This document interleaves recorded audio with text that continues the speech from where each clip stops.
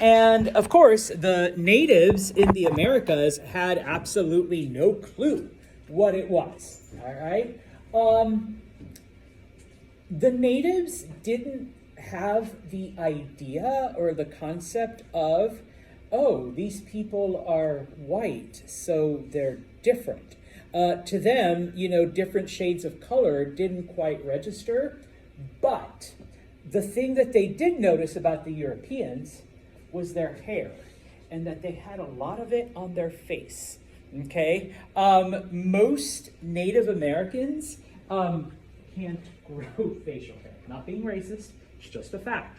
And so when they see these white Europeans, they didn't notice the whiteness. They noted the facial hair.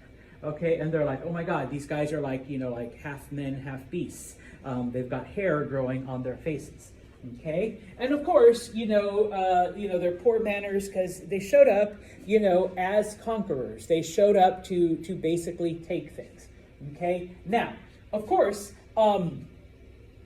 they came for gold. They came for treasure. They came for cinnamon and cloves and spices and all of that stuff, which they did not find, okay? And so they tried to live off the land, but most of the Europeans, most of the Spanish that came, didn't have that ability. And so at first, the natives do go out and help them because they're like these poor hairy dudes. They're like starving to death, all right? But of course, pretty soon it became obvious that, hey, these guys aren't just taking some gold and treasure and whatever they can find and leaving. These guys are like setting up houses and camps and, they're taking over everything, okay? And so they became to be known as conquistadors. The Spanish word, it basically just means conquerors, okay? So they begin to take over the various lands. Once again, the map, and if you want to look closely, this actually shows the various voyages of Columbus, okay? And of course, several other explorers, all right? Because it wasn't just Columbus, it wasn't just Amerigo Vespucci, okay? There were several others. Ferdinand Magellan, there was another Italian, his name was Giovanni Caboto, but in English, John Cabot. All right, so there were several other people that, came to the Americas as well. All right, unfortunately, we don't have time to talk about all of them. Okay, now, going back to good old Chris, all right, he does find some gold on the island of Hispaniola. Remember, the island of Hispaniola is the official name of the island where the Dominican Republic and Haiti are. Okay, that's just the name of the two countries. All right, and so finding some gold there, okay, Columbus reports back saying, hey, I found gold. All right, we just need to find the rest of it now, because there was some, but there wasn't a whole lot. And so the Spanish then begin to send more and more and more people to take the gold, all right, because, all right, we haven't found any of the spices, any of the other stuff.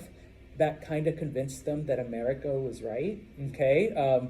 We're not finding all the other stuff that the Portuguese are bringing back, all right? But this place is full of gold, so that'll work, okay?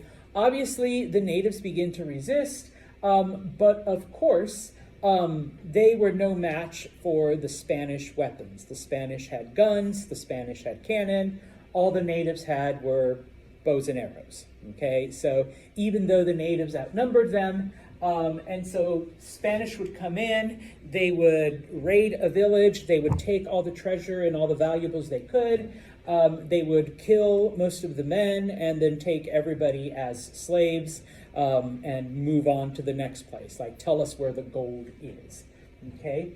Eventually, all right, the Spanish government is like, okay, we can't really like continue to function this way, just, raiding and pillaging and stealing stuff. And so the word encomienda, all right, it's another Spanish word, it was basically a land grant, so that if you were one of the people that came over, you would be given an area of land. This is now yours to do whatever you want to with it, okay? Everything on the land was yours, okay? You only had to give like a small portion to the king. So it was hoped that you would find all kinds of gold and treasure there, all right? Of course, because the Spanish did not consider the natives to be like real people, all right, they were part of this grant as well, all right? Same as like, you know, if you find like lots of deer on your land, well, then you get to hunt it, it's yours, all right? And that's how the natives were seen, okay? We don't have a lot of time to get into it, but this is actually the area that I specialized in when I got my history degree.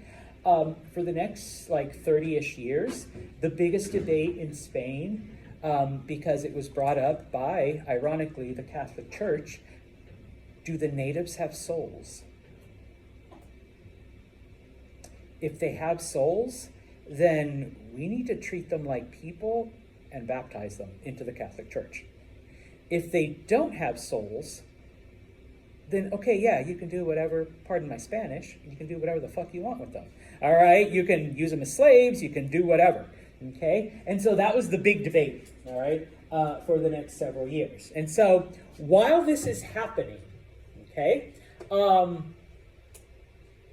the natives were used as slaves, okay? Hey, until the Catholic Church decides whether they have souls or not, we're going to take full advantage of them, okay? Now, so they used the natives as slave labor, and yeah, there was gold and there was silver on these various islands, and so you don't need to know the word encomendero, but that's the word for the landowners.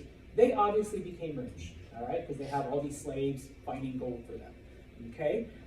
Because the Spanish king and the Spanish government gave them the land, they paid taxes on the stuff they found, the Spanish government became rich. For about 80 years, Spain was like the richest, most powerful country on the planet, all right, because of all of the gold that the Spanish conquistadors were, were bringing in, all right? Now, the natives, of course, okay, because we're still not sure if they're real people or not. We don't know if they have souls or not, okay? So they were overworked, they were malnourished, and the ones, well, let me back up. Most of the natives did not have a natural immunity to the diseases that the Europeans brought, okay? Things like measles and smallpox, that did not exist in the Americas before Europeans came, and so the natives had no immunity. Now, the ones that did survive, okay, because I think I mentioned it in a previous class, some of y'all and some of us are just genetic freaks. No matter what disease, we'll get sick, we'll fight it off, boom. And there's a small portion of the population that is like that. Most everyone else is gonna die from it, okay? And so in this case, most of the natives died from disease.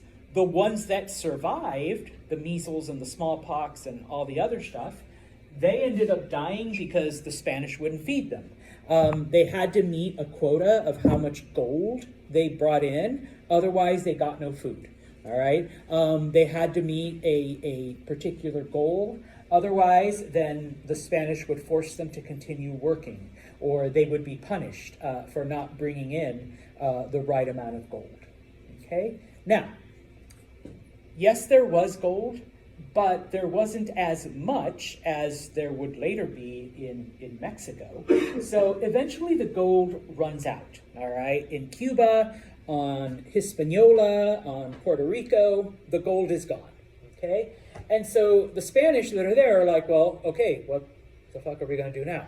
Okay, and of course they hear stories, they hear legends of other groups that have treasure and gold and silver and everything, and we will talk about, okay, the Aztecs and the Inca in about a minute or two, all right, because the Spanish, they're just following these stories, okay?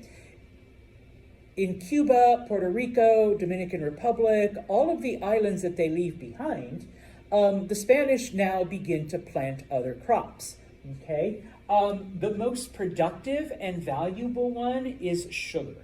And we will talk about the effect that sugar has on things. But that only happens because the gold ran out. And so, okay, what do I do with this land now? Okay, well, the Spanish discover that even though sugar is like an Asian and African thing, it grows a hell of a lot better on Cuba, Puerto Rico, Hispaniola. All right, and so we go to the mainland then. The Spanish finally decide to conquer more than just the islands. All right, and so first we'll start with the Aztecs. Okay, where did the Aztecs live? Ooh, Mexico. All right, so the Aztecs are in Mexico. Okay, now, just as a little FYI here, the people didn't call themselves Aztec. That's what the Spanish called them. They called themselves Mexica. Okay, and that is where the name Mexico comes from. Okay, the last time I taught this class, a student was like, wait, so Mexico isn't even a Spanish word? I'm like, no, it's not. It's a Native American word. It's an Aztec word. Actually, the language is called Nahuatl. It's a Nahuatl word that means land of the Mexica, all right? Because that's what they called themselves, all right? Now, there is a lake in central Mexico called Lake Texcoco, all right? And in the lake, there is an island, all right? According to legend, the Aztecs were a people that were wandering throughout Mexico, and one of their stories told them that when they saw an eagle sitting on a cactus with a snake in its mouth, that was going to be their homeland. That was going to be where they established their society. Well, they find this lake, they row out to this island, and lo and behold, they see a cactus with an eagle sitting on it holding a snake in its mouth, according to legend. All right, and so they said, this is where we're going to build our civilization. All right, and so pretty soon, all right, they created several cities on this island, and eventually all those cities came together. Okay, and so then they begin to spread out beyond the lake and, you know, go into other places, conquer other cities. Okay, the name of the city is Tenochtitlan. All right, and this was the city that was on that island. That was their capital. And so from there, they spread out into other areas. We estimate that at its height, the Aztec people, there was about 25 million Aztecs in the land that they inhabited. Okay, now, looking at the city specifically, the city of Tenochtitlan, in the middle of the island, the Aztecs built a temple, all right? And it was the shape of a pyramid. Like to remind people that there's pyramids in Mexico too, not just in Egypt. So that was their temple. And then on the outskirts of the island was where all the people lived. So they kind of had like a downtown, they had the temple, and then they had the people, okay? Now, as the city grew, the Aztecs actually built and added to the island. Okay, they created like artificial, you know, floating gardens. And so this is where they grew the food, and then they just row it back to the island, to the city. Okay, and of course, because they were on an island and they were surrounded by a lake, they built canals to bring water and for transportation. All right. When the Spanish arrived, they literally said, this reminds us of Venice. Okay, because there's canals and islands and you can go through the city and the whole thing, all right? Just as an FYI, Tenochtitlan today is the site of Mexico City, all right? This is where Mexico City was built, all right? So, what happens? A little bit more about Aztec society, okay? Just like in Europe, okay, the Aztecs had a system of government. They had an emperor, they had like a royal family, and yes, they were conquerors. They did go out and conquer other tribes. In addition to that, they used marriages, okay? Just like in Europe where, all right, my son, Pat, wants to marry your daughter, so now we're the same family, and, you know, that's how we expand our power. And so the Aztecs for several hundred years, were able to bring other tribes into their, little empire. Okay? Eventually, like I said, they do spread throughout most of Mexico. But, like most conquerors, okay, obviously, there were some tribes that did not want to be conquered. Okay? Now, I unfortunately cannot get into too much about Aztec religion, all right? But just know that the Aztec gods, I'll mention one or two of them, but the Aztec gods required blood sacrifices, okay? And so typically the wars that the Aztecs engaged in was to kidnap people to sacrifice them to their gods, okay? And yeah, they would cut off the heart, they would cut off the head, they would take other body parts, okay, and burn them and offer them to the gods, okay? And of course, once they did this, then they would take over the people, all right? From 1440 and moving on, the Aztecs were in a constant state of war with the various tribes around them. Okay, and yeah, they would conquer you, they would take a group of you, and you would be the sacrifice to the various Aztec gods. All right, now, this map then shows right here, everything in green. That is the Aztec homeland and the areas that the Aztec were in control of. But once again, be aware that they were fighting wars with the tribes that lived around them.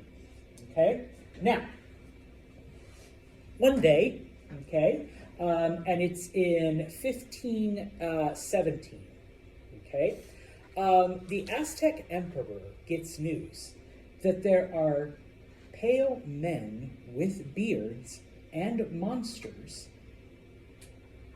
that have arrived from the east, okay? Those monsters were dogs and horses. Horses didn't exist in the Americas, neither did dogs. Well, dogs did, but not big dogs like they had in Europe. They had the little chihuahuas and the, oh my God, I can't remember the name, from the Day of the Dead, those little weird dogs, okay? Those were the only ones that existed in Mexico, all right? So they had never seen like big-ass German shepherds and, big dogs or anything like that. So the Aztecs were kind of scared, okay? Now, the thing is, and you got to go back, and I briefly mentioned this in History 101, those of you that took it with me, and if you didn't, well, I'll mention it here. Hundreds of years before, one of the gods, named Quetzalcoatl, was defeated by the priests of a different god, and Quetzalcoatl was expelled, all right, from the land. But he did promise that he would return one day in vengeance, okay, and that he would appear as a white bearded man, okay? Well, lo and behold, the Spanish arrive from the east, and they're white bearded men, okay? So some of the people thought, pardon my Spanish, or my Nawa, oh fuck, it's Quetzalcoatl. He is back according to legend, all right? Just like he promised hundreds of years ago, he is back to take his vengeance for, our ancestors having defeated him, all right? And so the Aztec king, Moctezuma, all right, he sends his ambassadors, who else are you going to send if God was coming?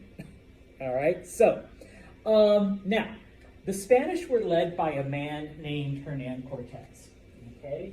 He had been one of these land recipients, one of these encomenderos in Hispaniola, okay? Unfortunately, by the time he got there, most of the gold was gone, okay? So he has a bunch of land, and there's no more gold on it, okay? And he's not interested in being a farmer, okay? But from the various natives that live on his land, he hears stories of this society known as the Mexica, who we call Aztecs, okay, that they live somewhere to the west, past the water, okay, and that they have cities of gold and streets of silver and all of this other stuff. So what Hernan Cortez does is he's able to raise an expedition, 11 ships, 500 men, horses, cannon, weapons, all of this other stuff. Oh, and FYI, he does this without the knowledge of the governor, so he's kind of going rogue here, because obviously if he gets the treasure, it's all his and not the government's. When he gets to Mexico, he arrives in modern-day Veracruz. First thing he does, he burns all of his ships. Why would he do that?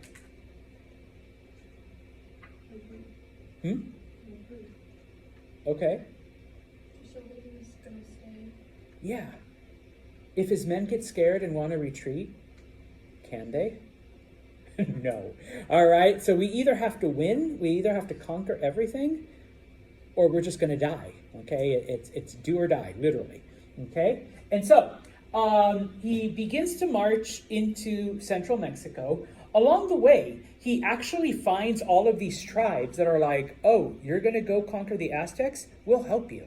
All right. We hate the Aztecs. All right, we hate them. They've they've defeated us in war. They kidnap our people and sacrifice them to their gods. We'll do anything to help you overthrow them. Okay. Now, obviously, Cortez needs translators. The most famous one, he gets a couple. All right, but the most famous one is one. Her Spanish name is Doña Marina. In Mexican history, she is called La Malinche, which kind of translates to the traitor, all right, because they blame her, like if she had never translated for Cortez, he wouldn't have conquered shit. But obviously she was like his slave. He also like raped her. So it was like, okay, like she really had no choice. But, okay, he is able then to move on. Like I said, most of the tribes that lived there hated the Aztecs, specifically a tribe known as the Tlaxcalans. All right, they were like, Cortez, we will give you everything you need, everything you want. We'll give you weapons, we'll give you intelligence, we'll show you how to get there, we'll sneak past them. Okay, and in this case, the Aztecs and the Spanish are going up against each other. Okay, now, yes, the Aztecs outnumber them, okay? They outnumber them at least 20-1, even with native allies. But remember that when the Aztecs fought wars, they typically fought them to capture prisoners to sacrifice. The Spanish fought to kill, okay? And of course, you can't forget the advantage that guns have over bows and arrows, okay? So the Spanish had that advantage, okay? Add to that the fact that who do they think Cortez is? No. They think he's one of the gods. Are you really going to fight against God before you're 100% sure that that's not God? Okay, so the Aztecs are hesitant to, be confrontational. Okay, Cortez has no qualms. He's like, you think I'm God? Fine, I'll prove it. Boom. Here's a gun. All right, and so basically what he does is he captures the emperor. They begin to torture and harass all of the people in the city. All right, and so the Aztecs are like, this ain't God. All right, God doesn't do this shit. All right, and so they begin to kill Spanish people. All right, Moctezuma, he tries to calm the Aztecs down. They end up killing him. Okay, and so Cortez then tries to, fight off the Aztecs.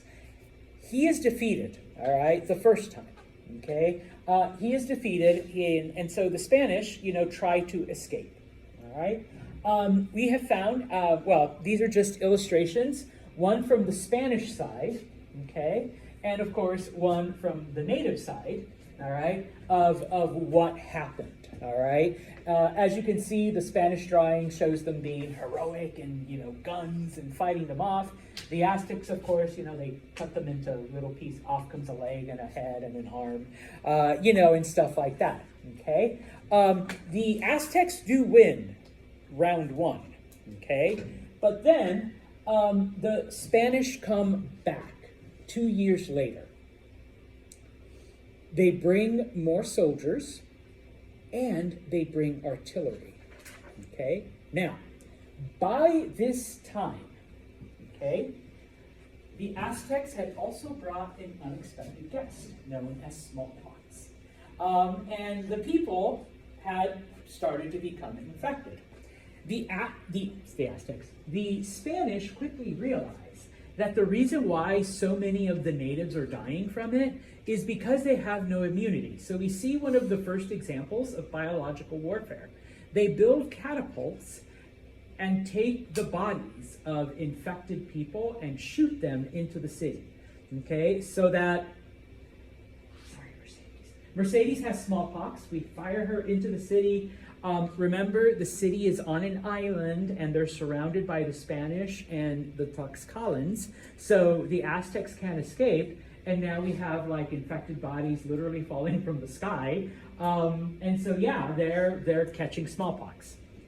Were the people that didn't want their loved ones' bodies to be catapulted, or was it like a... No, it was like Spanish would just, pick whoever was infected, or usually they would do corpses, like, who had just died of smallpox. I was going to ask that if they were alive, if they just didn't. Most of them were dead. They had already died of smallpox. And so then they catapult them into the city. Yeah, no, the Spanish were assholes, but not that big of assholes, all right, to actually throw live people, all right, in there. So, people are dying of smallpox. That's when the Spanish invade. So it's kind of hard to fight back when you're dying of a deadly disease. And the few healthy people, one, you're outnumbered. Two, the Aztecs have superior weapons, even if you can, mount some kind of defense. So obviously the Aztecs surrendered, okay? The Spanish completely decimated Aztec society. All right, they destroyed like all the temples. They destroyed every building. Like I said, Mexico City is built on what used to be the Aztec capital. Okay, if you go to Mexico City today, it's literally built on a lake, and parts of Mexico City are sinking because there used to be water there. The Spanish removed all the water and then just kept building on the lake bottom. Well, it's still pretty soft, and so it's usually like 5 or 6 centimeters a year. I should have brought the pictures. I took my kids to Mexico City a couple years back. There's a main cathedral in the central square where the old temple used to be. And if you look at it, you can see the cathedrals like this, okay, because of the sinkage, all right? And so Mexican engineers are constantly trying to prop up the city, all right? They rebuilt some of the floating gardens. It's a tourist trap now. You can go and like pay money and people dress up like Aztecs and it's like, ooh, just like Tenochtitlan. But, it's fake, okay? They did find the base of the old Aztec temple when they were trying to build a subway. And that part you can actually go into. Like, it's still there in downtown Mexico City. All right? But for the most part, the Spanish completely, destroyed Aztec civilization. They renamed the area Nueva España, in English, New Spain. And of course, all of the soldiers that helped conquer, they receive, different lands, different areas, different slaves, etc., etc. And one thing that the Spanish realized after this, because it does take Cortez 4 years, okay? In the meantime, like, he did lose soldiers. He was defeated once by the Aztecs, okay? They realized, okay, the next society we conquer, we just got to annihilate them from the beginning. Let's throw the infected bodies first, We'll go that strategy, okay? So we totally need to annihilate them, all right? What is the next society that they go after? The Inca in South America, okay? And so this, in South America, you have a series of mountains known as the Andes. Okay, around 1200, so we got to take a step back, all right, you see the establishment of different cities near modern-day Cusco in Peru. Peru is the center of Inca society, okay? Now, just like other cultures, just like other societies, they go to war, marriages, all of that other stuff. eventually the Inca, okay, conquer the entire area. All right. I wrote there for you from Colombia to Chile, just to show you everything in yellow, and I have to make the map small because there we go, okay. It's a pretty big area. That's at several thousand miles, okay, that the Inca had, all right? So they do become the dominant power. Now, one of the things, though, is that the Inca kingdom was in the mountains, all right? There's no horses. The only animal that they've domesticated, and this was thousands of years before, was the llama and the alpaca. They're not good for riding, all right? They're just not riding animals. Llamas are also jerks. They will bite you and spit at you. Trust me on that one. All right? I've tried, okay? Alpacas are nicer, but they're also not mount animals, okay? And so, what the Inca did is they built roads throughout the empire, and these are paved roads, okay, which in a lot of places of Europe, like Europe didn't have. The Romans had them, but then during the Dark Ages, all the roads collapsed, and so then most of Europe, was just like dirt and stuff. But basically what there would be like messengers, runners, who, you'd run from one village to the next, you pass off the message to the next runner, they run to the next outpost, and that's it was like a human Pony Express, all right? You just had runners, along the roads that took messages, okay? So the empire was it was a pretty solid place, all right? Now, of course, a little bit about Inca society, okay? Most of the people were farmers, okay? They farmed, and part of what they grew, they gave it to the government. They gave it to the emperor, okay? Everybody else who did not farm typically did physical manual labor, okay? And of course, the government was there to protect the people. The government was there to provide for them when they were in need. So they actually had like a really interesting system of government, because something that you didn't see, in Europe you had feudalism where, the lord basically controlled everything. Some of you guys did pretty good on those drawings, all right? But the Inca, they actually believed, no, you've given us part of what you do, so it's our job to protect you and help you when things are difficult, okay? Now, we think that the empire had about 6 million people. Unfortunately, though, when the Spanish arrived, the government wasn't in the best place, okay? Because all governments go through hard times. Sometimes they connect, sometimes they don't, all right? And unfortunately, right around now is when the people are losing faith in their government and the government is losing touch with the people. White dudes with beards show up, okay? So what's going to happen? All right, I think we know the story, okay? The year is 1522, okay? And the empire's in turmoil. This expedition was led by a man named Francisco Pizarro, and he had 600 Spanish soldiers with him, okay? And so, he actually is observing the Inca for several weeks. He sends spies to figure out what is happening, okay? When he realizes that, the people have lost faith in the emperor, and the emperor, isn't 100% sure how he's going to govern, he's like, okay, this will work. So he invites the emperor, whose name is Atahualpa, to come meet with him, okay? It's a trap, all right? Basically, they imprison the emperor. They put him in a cage, okay? And he sends a messenger back to the Inca saying, we have your emperor. You will give us a room full of gold and a room full of silver, okay, if you want him back. The people were like, okay, I guess we that's the ransom. They give him a room of gold and they give him a room of silver, okay? And so then Pizarro takes the emperor back and he says, oh, you guys want him back?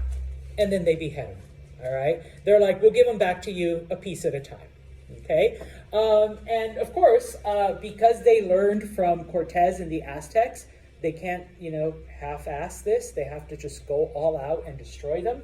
Okay, they wage an all-out war against the Inca. All right, it only lasts a year. Okay, it took Cortez like 4.5 years and one defeat to, be able to conquer smallpox bodies, to be able to conquer the Aztecs. Pizarro does it in less than a year. Okay, he just wages all-out war. Okay, and so they conquer the Inca. All right. Mexico has unlimited treasure, gold mines, silver mines. Peru and Bolivia and all of those areas have unlimited gold. Well, they ran out eventually, but to them, it lasted almost 100 years of gold and silver and all kinds of treasure being brought out. Okay, so the Spanish basically control all of South America, and of course they control. Where is the map? Sorry. And of course, they control all of the people in that area. All right. I'm going to stop right here because before you leave, I do have your exams. I had them Wednesday. Once again, I apologize for canceling. Could not be helped. And let me just